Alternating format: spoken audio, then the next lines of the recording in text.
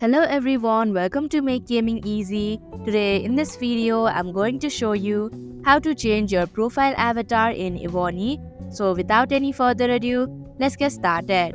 First of all, click on your profile in the top left corner. Here, click on the detail option in the bottom left corner.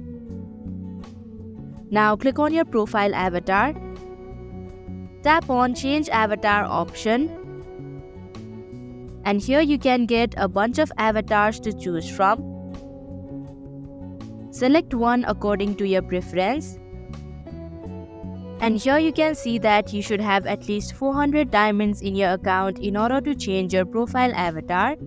If you do have such amount of diamond, then tap on Change button. And that is how you can change profile avatar in Evony. Thank you for watching Make Gaming Easy. I hope this video was helpful to you. If it was, hit the like button and comment down if you have any questions or feedback. Also, if you are new to our channel, subscribe and hit the bell icon so that you don't miss our upcoming videos.